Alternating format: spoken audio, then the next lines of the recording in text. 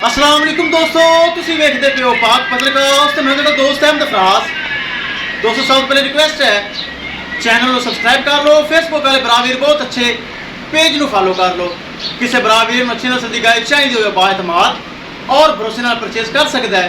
Location है डबुंगा हयात, तहसीलो जिला पाक पतन शरीफ। मोबाइल नंबर है साडा 0300 पूरा 8754 743। व्हाट्सअप नंबर भी यही है जी, तो लोकल नंबर भी है।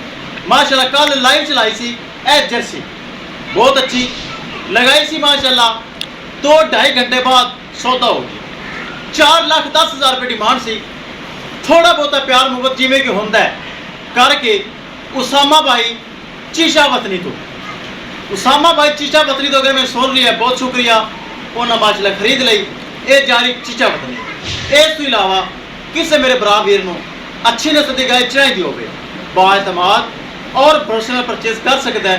वेखो दोस्तों मेरे भरा वीर कितने कितने बह के पैसे भेज रहे हैं तो मैं उन्होंने घर महफूज तरीके नाल ईमानदारी नाल जानवर पहुँचा रही हूँ।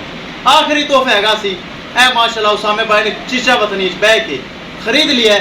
इस तो इलावा मजीद जानवर भी आ रहे हैं, रब्ता करके परचेज कर सकता है। कैमरामैन साहब चेक करवा देना, वही गाय जी आप लगाई सी वही चीज़ है जैसी फ्रीज है। अल्लाह ताला भाई उसामा दे नसीब करे। ले चलो जी, अल्लाह ताला उसामा भाई दे नसीब करे। किसी भरा वीर दे मजीद जानवर पसंद आवे रब्ता करके परचेज कर सकता है। चेक करो माशाल्लाह पूरी जर्सी बहुत अच्छा हवाना बना रही है, पूरी जर्सी माशाल्लाह माशाल्लाह।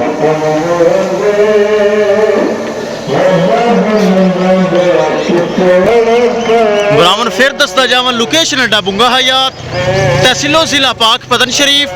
मोबाइल नंबर है साडा 0300 पूरा 8754 743। व्हाट्सअप नंबर भी यही है जी, तो लोकल नंबर भी यही है।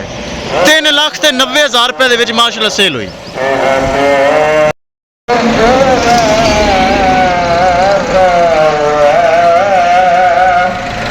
लो जी गड्डी लग चुकी। लो जी महफूज तरीके गांव हो गई लोड। किसी भरा वीर मजीद जानवर चाहिए हो रब्ता करके परचेज कर सकता है। इंशाल्लाह दोस्तों मिलेंगे एक नई वीडियो के नाल। अपने फराज दोस्त दे इजाजत, अल्लाह ने।